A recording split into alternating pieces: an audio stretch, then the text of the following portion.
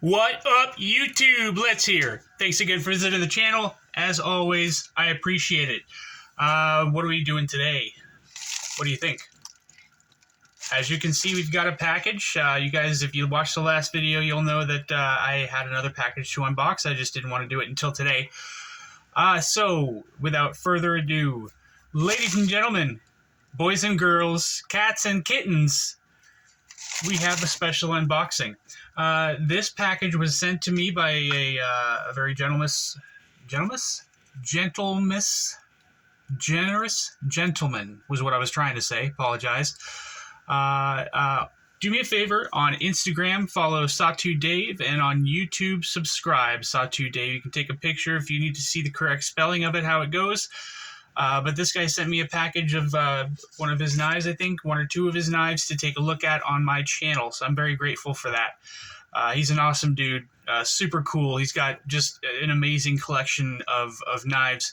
But his bread and butter appears to be just big, hulking, overbuilt, hard use knives, which I really, really appreciate that. That's certainly right up my alley for sure.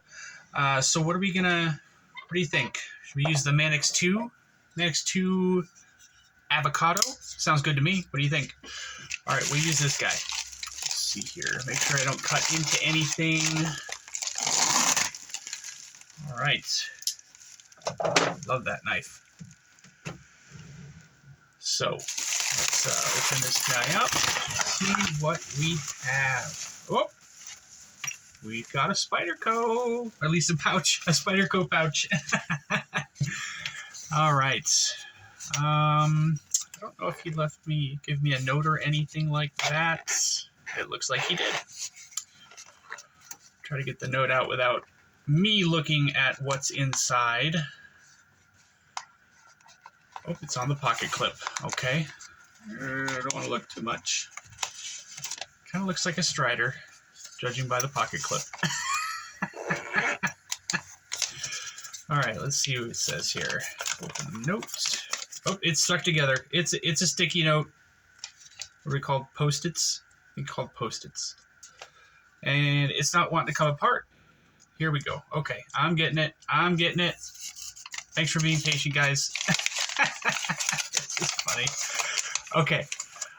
Hey, bro, this is a blank made by blank for blank. It has been modified with frag, anno, and tune. Oh my god. Feel free to use it however you would your own knife. Have fun with it. Absolutely no rush to send it back. Dave, that's... I've wanted to handle this knife for so long. Oh boy. All right. Thanks, Dave. Okay, guys. We've got something pretty spicy here. Oh my god. Oh my god. Oh my god. Look at that. Oh, that's spectacular. Oh god, that's beautiful. Oh, I've wanted to handle one of these for so long. Oop, I missed it. I suck. And I missed it again. Third time's a charm, guys. A little bit of wrist. Okay. So, if you guys don't know what you're looking at here, this is... oh, sorry, I had to close the door. Wow. Okay, so this is... this is a Strider 3/4 AR made by Medford knives, and it's been modified. Gosh, I don't know what the original version of this looked like, but we've got some bronze anodized frag pattern titanium on the show side and just flat bronze on the lock side, which is pretty standard for Strider. The pocket clip is, I'm just trying to say interesting stuff here, guys. Wow. This thing, wow. God, that's beautiful. And that frag patterning is tits. Just absolutely wow. That's all I can think of to say right now, guys. Boy, that's sharp. My God. Okay, No matter how you feel about Greg Medford, no matter how you feel about Mick Strider, they make amazing, amazing knives. Just out of this world. Um, and I really like Medfords a lot.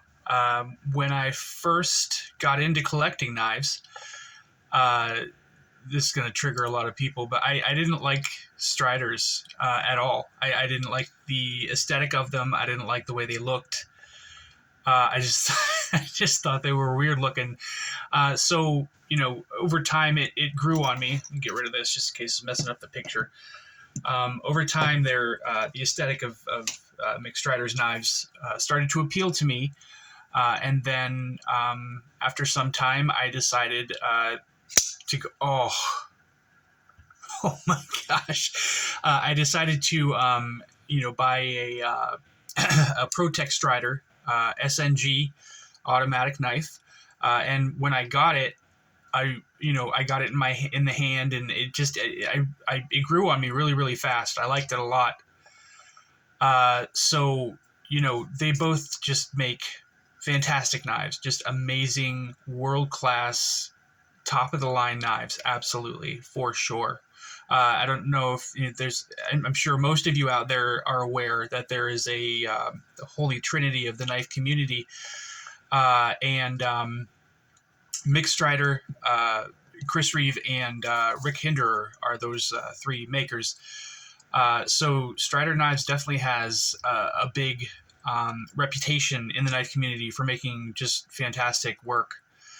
And again, Medford Knives. Again, how you feel about him? You like him, you hate him, whichever. He makes amazing knives.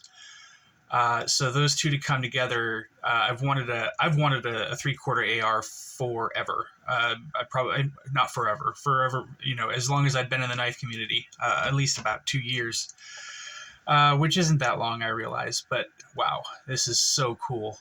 This is so cool. It's obviously pretty heavy. So this is a hard use, overbuilt knife, I would consider. So obviously it's going to have some weight to it. But yeah, this is fantastic, guys. Wow. I really wish I could convey to you the way that I feel in an intelligible fashion about this knife. This is great. S35VN. Let's try to do some productive stuff here. So, excuse me. So this is a knife with a blade that comes in S35VN steel. The grind lines on there, wow. So this is a drop point blade. Has a finger hole for opening, but it also has these little nubs here. I don't know if you can call them thumb studs or not, but I'm going to call them thumb studs. Obviously, you've got titanium scales here, which have frag pattern milled into them, which looks absolutely fantastic. You've got a lanyard hole here in the back. The ergonomics on this, it's got a forward finger choil, and it fits in the hand nicely. I can say I don't know that it's the most comfortable thing in the world, just because of the really aggressive jimping here on the spine of the blade, and the anterior part of the handle, and then on the back here, and the pocket clip doesn't exactly create a hot spot or anything, but you can feel it there for sure. It's not the most comfortable knife in the world, but that's not why it's a thing. I don't think. I'm pretty sure, Greg Medford and Mick Strider were not thinking about comfort when they designed this knife. They were just thinking about awesomeness and steel and great things. This is a titanium frame lock knife. Looks like it's locking up at about 15-20%, which with the amount of contact on that lock face, it looks like it's plenty. Definitely a solid knife. You're not going to get this to fail or anything like that. You've got a stamped, what I'm assuming is titanium pocket clip, but with all of Mick Strider's knives, I've always been pretty underwhelmed with their pocket clips. I'm not saying that they should be elaborate, big gaudy things or anything like that, but a little bit more than this. But again, it's that doesn't stop his knives from being absolutely legendary. gigantic. No, that's not a stop pin. Okay, well, just everything about this knife is just big and loud and just wonderful, absolutely wonderful. I'm gonna have to contact him and ask exactly what modifications were made to this guy, just because I'm interested. Very interesting piece. That's probably the first thing that comes to mind when I'm looking at this guy. What else can I say? I'm gonna carry this for a while. He gave me permission to, so I will carry this for a little while. Just have fun with it. And I'll do a review of this knife in a couple of weeks here, probably. Give you all the details and everything, hopefully in a little bit more of a articulate manner. So yeah, you'll probably see this guy again in a couple of weeks. I thank you so much for tuning in. You guys, if this is the first time of the channel, I really appreciate you watching. And if you enjoyed the video, please like and subscribe. I'd really, really appreciate that. But again, thanks for watching tonight, guys. Stay up. Take it easy. Bye.